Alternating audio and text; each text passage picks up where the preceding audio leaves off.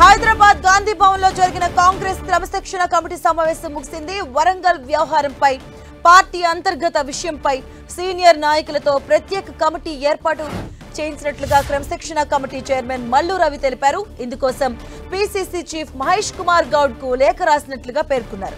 అటు గజ్వేల్ అంశంపై కూడా చర్చించామన్నారు. ఇందుకోసం 4 సభ్యులతో కూడిన కమిటీ ఏర్పాటు చేయబోతున్నట్టుగా చెప్పారు.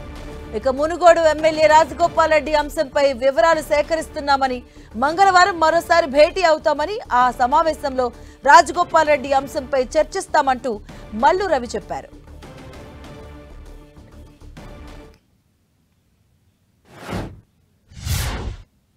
ఇక్కడ గజ్వేల్ దగ్గర మొన్న విజయ్ అని ఒక ఎస్సీ యువకుడి మీద అక్కడ డిసిసి ప్రెసిడెంట్ నర్సారెడ్డి గారు వారు అనుయాయులు దాడి చేశారని మాకు రిప్రజెంటేషన్ ఇచ్చారు. వారితో పాటు వేరే వాళ్ళు కూడా ఇచ్చారు. ఆ రిప్రజెంటేషన్ మీద చాలా వివరాలన్నీ తెలుసుకున్నాం. విజయ్ కుమార్తో వారితో పుచ్చి అక్కడ ప్రత్యక్షంగా చూసినటువంటి నాయకులతో ఓ 10 మంది అభిప్రాయాలు తెలుసుకున్న తర్వాత మరి మా కమిటీ ఒక నిర్ణయానికి ఏమొచ్చిందంటే, ఈ విషయాలన్నిటి ఈ సమస్య జరిగినప్పుడు వివేక్ గారు ఇన్ఛార్జి మినిస్టర్ వారి సమక్షంలోనే జరిగిందని చెప్పారు. అందువల్ల వారితోని అక్కడ దామోదర్ రాజనరసింహ గారు దళిత మంత్రి వారితోని అక్కడ ఉన్న ఇతర నాయకులు మొత్తం అందరితో ఏం జరిగిందో సంపూర్ణంగా పూర్తిగా లోతుగా ఆలోచించి ఒక రిపోర్ట్ను తయారు చేయడానికి 4 కమిటీ మెంబర్స్తో కమిటీని వేశాం. అది డిసిప్లినరీ కమిటీ మెంబర్సే. ఆ కమిటీకి కన్వీనర్గా శ్యామ్ మోహన్ గారు ఉంటారు కన్వీనర్గా. నెంబర్ 2 కమలాకర్ రావు గారు ఉన్నారు. నెంబర్ 3 నిరంజన్ రెడ్డి గారు ఉన్నారు. నెంబర్ 4 డాక్టర్ రామకృష్ణ గారు.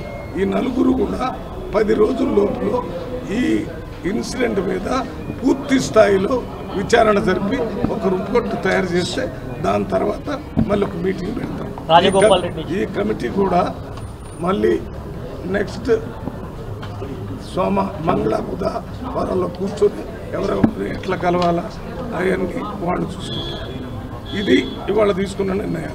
3వది రాజగోపాల్ రెడ్డి విషయం గురించి మాకు పిసిసి అధ్యక్షుడు నిర్ణయం చెప్పారు. దానికి సంబంధించిన వివరాలు ఇంకా సేకరిస్తున్నాం. అవి సేకరించిన తర్వాత అవన్నీ పరిశీలించి అది నెక్స్ట్ మీటింగ్లో మాట్లాడతాం.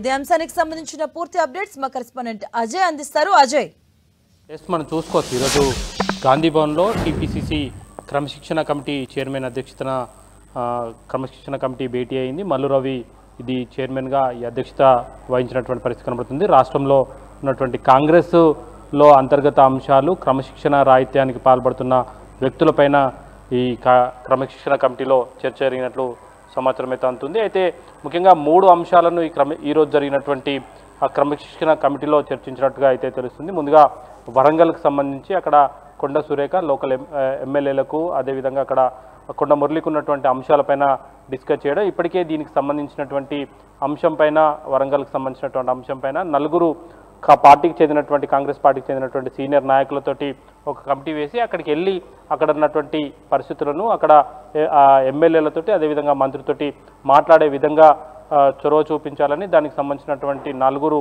వ్యక్తులను ఎంపిక చేసి అక్కడికి పంపించాలంటూ టీపీసీసీ చీఫ్కు లేఖ రాశాను అంటూ కూడా మల్లు రవి చెప్పినటువంటి పరిస్థితి కనబడుతుంది. అదేవిధంగా గజ్వేల్లో ఇటీవల జరిగినటువంటి ఘటన ఏదైతే ఉందో, గజ్వేల్లో నరసింహారెడ్డికి సంబంధించి ఆయన పైన దాడి జరగడం, అది మంత్రి వివేక్ సమక్షంలో దాడి జరిగిన నేపథ్యంలో అక్కడ కూడా ఒక 4 సభ్యులతోటి కమిటీ వేసి ఆ కమిటీకి సంబంధించి పూర్తి వివరాలు తెలుసుకోవాలని, 10 రోజుల్లో అక్కడ జరిగినటువంటి ఘటన, అక్కడ ఎవరెవరైతే తప్పు జరిగింది, ఏం జరిగింది అనే అంశాలపైన ఆరా తీయాలని, వివరాలన్నీ కూడా సేకరించాలని 4 వ్యక్తులతోటి కూడా ఒక కమిటీ వేసినట్టుగా అయితే చెప్పినటువంటి పరిస్థితి. అదేవిధంగా రాజగోపాల్ రెడ్డికి సంబంధించినటువంటి విషయం టీపీసీసీ చీఫ్ నా దృష్టికి తీసుకొచ్చారు. ఆ అంశం పైన కూడా పూర్తి వివరాలు సేకరిస్తున్నామంటూ మల్లు రవి అయితే చెప్పినటువంటి పరిస్థితి కనబడుతుంది. అయితే పూర్తి వివరాలు సేకరించిన తర్వాత ఈ వారం, వచ్చే వారంలో మరొకసారి భేటీ అవుతాం, మంగళవారం లేదా బుధవారం. ఆ భేటీలో చర్చిస్తాం. చర్చించి ఎలాంటి నిర్ణయం తీసుకుంటే బాగుంటుంది, తర్వాత ఎలాంటి చర్యలు చేపడితే బాగుంటుంది దానిపైన చర్చిస్తామంటూ కూడా ఆయన మాట్లాడినటువంటి పరిస్థితి కనబడుతుంది. అయితే ఏదైతే క్రమశిక్షణ కమిటీ సమావేశానికి వెళ్లేందుకు ముందు మల్లు రవి కొన్ని కీలకమైనటువంటి ఆసక్తికరమైనటువంటి వ్యాఖ్యలు అయితే చేయడం జరిగింది.